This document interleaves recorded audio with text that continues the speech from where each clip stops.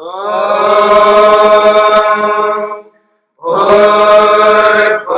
स्वः तत्सवितुर्वरेण्यं भर्गो देवस्य धीमहि धियो यो नः प्रचोदयात्।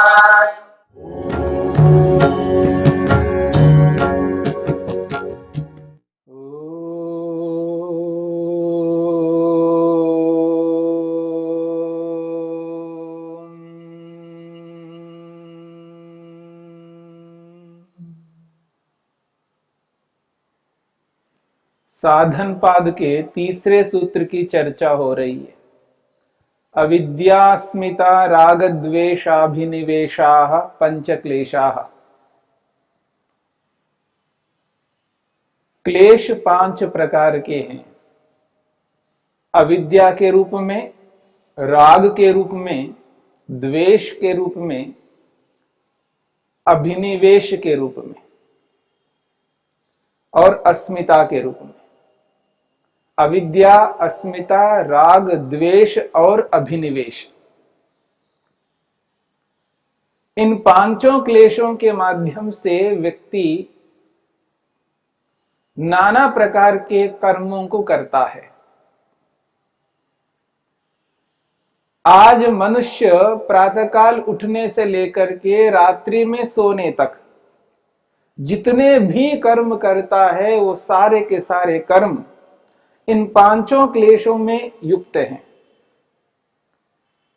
अविद्या के कारण से कोई कर्म कर रहा है, राग के कारण से कोई कर्म कर रहा है, कोई द्वेष के कारण से कर्म कर रहा है, कोई अस्मिता के कारण से कर्म कर रहा है, कोई अभिनिवेश के कारण से कर्म कर रहा है।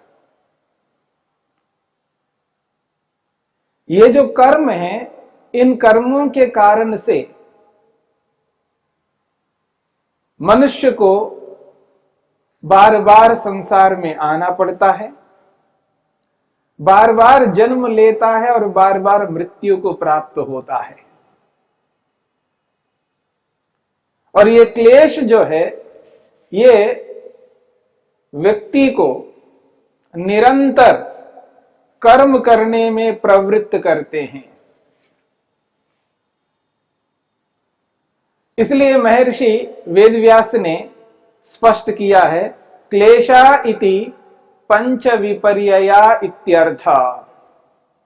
क्लेश का अभिप्राय है 5 प्रकार के विपर्यय, उल्टे जान, विपरीत ज्ञान।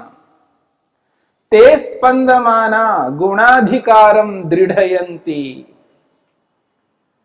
ते वे जो क्लेश हैं, स्पंदमाना, व्यवहार में आते हुए, क्रियान्वित होते हुए, गुणाधिकारम दृढ़यन्ति, गुणों के अधिकार को, भोग और अपवर्ग रूपी अधिकार को मजबूत करते हैं।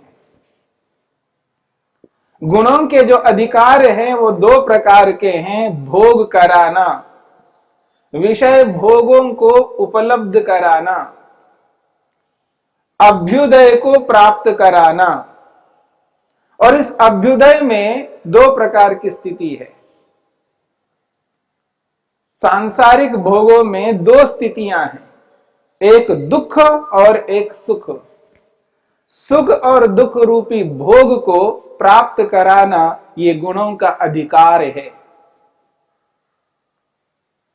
संसार में केवल सुख प्राप्त नहीं होता, संसार में केवल दुख प्राप्त नहीं होता। कभी दुख प्राप्त होता है, कभी सुख प्राप्त होता है। व्यक्ति कभी ऐसा कर्म करता है जिस कर्म के पीछे उसको दुख प्राप्त होता है, कोई ऐसा कर्म करता है जिसके पीछे उसको सुख प्राप्त होता है। ये व्यक्ति के स्वयं के कर्मों के कारण से। दूसरा, एक ऐसा भी अवसर आता है जो स्वयं के कर्म नहीं होते हैं, दूसरों के कर्मों से व्यक्ति को सुख भी प्राप्त होता है और दुख भी प्राप्त होता है। दूसरे लोग अपने कर्मों से दूसरों को सुख दे सकते हैं और दुख भी दे सकते हैं। ये उनके कर्म हैं। उनके कर्मों का परिणाम हमें सुख के रूप में, दुख के रूप में प्राप्त होता है। उनके कर्मों का प्रभाव हमें सुख के रूप में, दुख के रूप में प्राप्त होता है। संसार में मिलने वाले सारे सुख या सारे दुख हमारे अपने कर्मों के फल नहीं होते हैं। हमारे अपने कर्मों के फल भी होते हैं और दूसरों के कर्मों का परिणाम भी होता है। इसलिए संसार में जो सुख दुख प्राप्त हो रहे हैं, ये सत्व रज तम के अधिकार के कारण, उनके कर्मों के कारण से। गुणाधिकारम दृढ़यन्ति, गुणों के अधिकार को ये क्लेश मजबूत बनाए रखते हैं। भोग अपवर्ग को दिलाने में तत्पर रहते हैं ये क्लेश। इसलिए कहा ते स्पंदमाना गुणाधिकारम दृढ़यन्ति परिणामम अवस्थापयन्ति, परिणाम को बनाए रखते हैं, संसार को बनाए रखते हैं क्लेश। आज संसार है तो उसके पीछे क्लेश हैं। जिस दिन क्लेश नहीं रहेंगे उस दिन उस आत्मा के लिए संसार नहीं होता है, वो मुक्त हो जाता है, मोक्ष में चला जाता है। परिणामम अवस्थापयन्ति, परिणाम को, कार्य जगत को बनाए रखते हैं, निरंतर कार्य जगत को बनाए रखते हैं। आगे कहते हैं महर्षि वेदव्यास, कार्य कारण श्रोतः उन्नमयन्ति, कार्य कारण के प्रवाह को निरंतर बनाए रखते हैं। एक कारण है, एक कार्य है, फिर वह कार्य किसी और के लिए कारण बनता है और कार्य, फिर वह कार्य किसी और के लिए कारण बनता है। इस प्रकार कार्य कारण स्रोत को बनाए रखते हैं। सत्वरज तम कारण के रूप में है और महतत्व रूपी बुद्धि कार्य के रूप में है। महतत्व रूपी बुद्धि कारण के रूप में है, अहंकार कार्य के रूप में है। अहंकार कारण के रूप में है और अहंकार से उत्पन्न 5 ज्ञानेंद्रियां, 5 कर्मेंद्रियां, 5 तन्मात्राएं ये कार्य के रूप में है। फिर 5 तन्मात्राएं कारण के रूप में है तो 5 स्थूल भूत कार्य के रूप में है। फिर 5 स्थूल भूतों का जो कार्य है, ये सारा का सारा ब्रह्मांड है जो दिख रहा है, दृष्टिगोचर हो रहा है, जिनको हम आंखों से देख पा रहे हैं। इस प्रकार के जो कार्य कारण स्रोत है, ये निरंतर बनाए रहता है उन क्लेशों के कारण से। अंतिम बात कही जा रही है, ये क्लेश क्या करते हैं? परस्पर अनुग्रह तंत्री भूय कर्म विपाकम च अभिनिर्हरन्ति इति। महर्षि वेदव्यास कहना चाहते हैं, ये जो क्लेश हैं, ये 5 क्लेश परस्पर अनुग्रह तंत्री भूय, परस्पर अनुग्रह, एक दूसरे का सहयोगी कारण बनते हैं, एक दूसरे के साथ चलते हैं। परस्पर अनुग्रह तंत्री भूया, ये एकत्रित होते हैं, संगठित रहते हैं।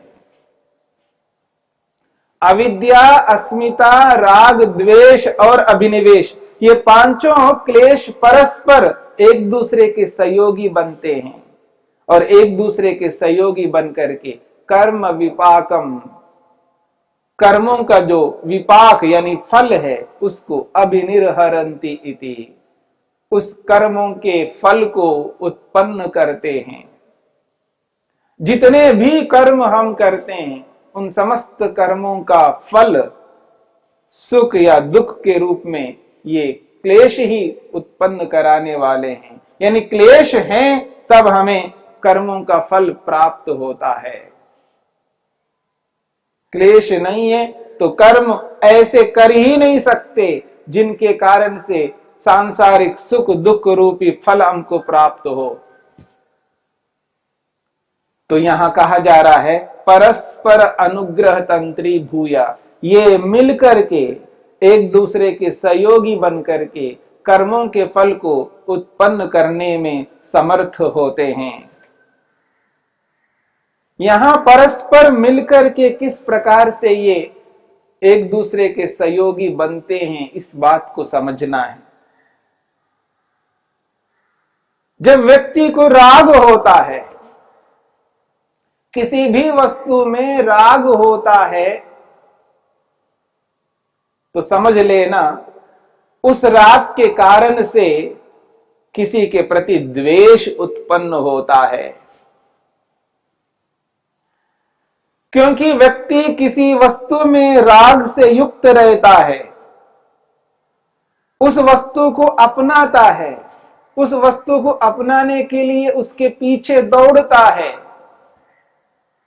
उस वस्तु के प्रति आकृष्ट रहता है, वह वस्तु उसको लुभा रही होती है, आकर्षित कर रही होती है, और उस वस्तु के पीछे पीछे हो लेता है।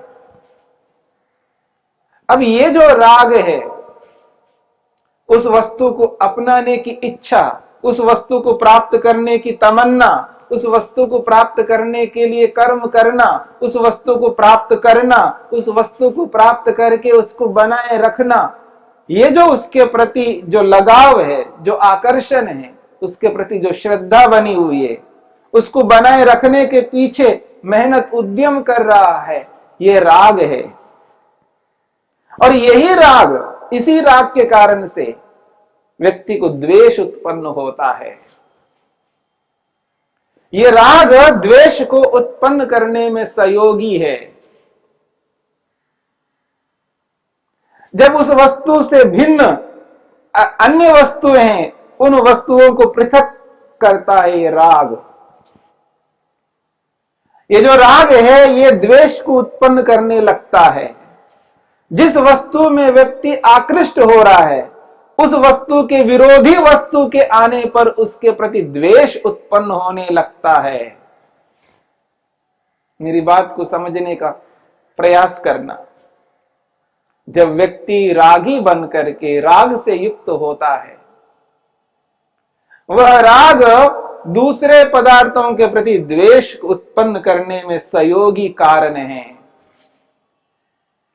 दूसरे पदार्थों को वो अलग करने में लगा रहता है। एक व्यक्ति मीठे के शौकीन है, मधुर पदार्थ के इच्छुक है, मधुर पदार्थ को प्राप्त करना चाहता है, मीठे को अपनाना चाहता है। उसके सामने अलग अलग प्रकार की मिठाइयां हैं, उन सभी मिठाइयों को अपनाना चाहता है, उसको प्राप्त करना चाहता है। और उस स्थिति में जो नमकीन है, उससे उसको द्वेष होने लगता है। नहीं चाहिए, मेरे को तो ये मिठाई चाहिए, मैं मधुर प्रिय हूं। जब वो मधुरता की ओर अग्रसर होता है, तो उसको द्वेष भी होने लगता है उस नमकीन से। कोई नमकीन के शौकीन है तो मीठे से द्वेष करने लगता है। जिस समय जिस वक्त उसको मीठा चाहिए, उस वक्त उसको नमकीन नहीं चाहिए, उसको दूर करता है और मिठाई को अपनाता है। जिस व्यक्ति को नमकीन चाहिए, वो नमकीन को अपनाता और मीठे को अलग करता है। ये राग द्वेष को उत्पन्न करता है। राग द्वेष को उत्पन्न करने में सहयोगी कारण बनता है।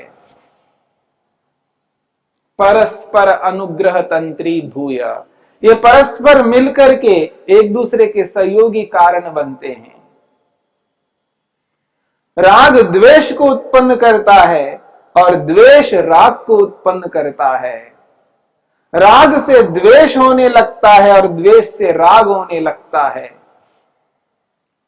किसी वस्तु में राग है तो किसी वस्तु के प्रति द्वेष हो रहा होता है। किसी वस्तु के प्रति द्वेष है तो किसी वस्तु के प्रति राग हो रहा होता है। ये एक दूसरे के सहयोगी कारण बन रहे हैं। अभिनिवेश, अभिनिवेश का अर्थ है डर, भय। जब व्यक्ति को भय लगता है तो वो जिससे भय खा रहा है, व्यक्ति जिससे उसको डर लग रहा है, तो किसी के निकट जा रहा होता है, किसी को अपनाना चाह रहा होता है, किसी के प्रति राग होने लगता है व्यक्ति को। जैसे कि मृत्यु से डर लगता है तो शरीर से राग होने लगता है व्यक्ति को, शरीर के साथ बनाए रहना चाहता है, शरीर के साथ चिपका रहना चाहता है, शरीर के प्रति उसको राग हो जाता है। वो डर जो है राग को उत्पन्न करने में सहयोगी बनता है। तो अभिनिवेश से राग उत्पन्न होता है, अभिनिवेश से, मृत्यु रूपी अभिनिवेश से व्यक्ति को द्वेष उत्पन्न होने लगता है। अभिनिवेश से व्यक्ति अस्मिता को भी उत्पन्न करेगा। अस्मिता का अर्थ है शरीर को और आत्मा को अलग न मानना, शरीर को और आत्मा को अलग न मानना, मन को और आत्मा को अलग न मानना, जड़ और चेतन को अलग न मानना। शब्दों से भले ही व्यक्ति मानता होगा लेकिन व्यवहार से अलग नहीं मान पाता है। इसलिए जब व्यवहार करता है व्यक्ति तो शरीर को और आत्मा को अलग नहीं कर पाता है, शरीर को ही आत्मा मानने लगता है, शरीर की हानि से स्वयं की हानि मानने लगता है। मन को जब रोक नहीं पाता है तो वो ये मानता है कि मन नहीं मानता है, मानो मन चेतन है, मन को ही चेतन मान रहा है व्यक्ति, जड़ को चेतन मान रहा है। यह है अस्मिता। अस्मिता के कारण राग उत्पन्न कर लेता है, अस्मिता के कारण द्वेष उत्पन्न कर लेता है, अस्मिता के कारण अभिनिवेश उत्पन्न कर लेता है। अविद्या के कारण राग उत्पन्न होता है, अविद्या के कारण द्वेष उत्पन्न होता है, अविद्या के कारण अस्मिता उत्पन्न होती है, अविद्या के कारण अभिनिवेश उत्पन्न होता है।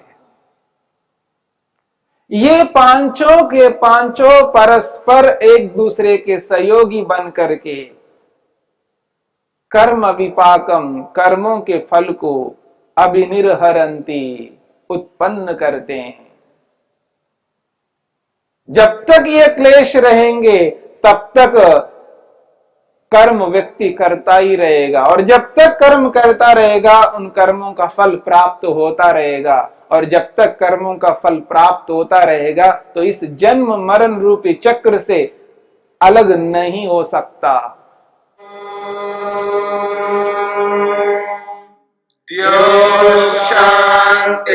शांतिरंतरिक्षं शांति पृथिवी शांतिरापः शांतिरोषधयः शांतिः वनस्पतयः शांतिर्विश्वे देवाः शांतिर्ब्रह्म शांति सर्वं शांति शांतिरेव शांति क्षमा शांतिरेधि। ओम शांति शांति शांति।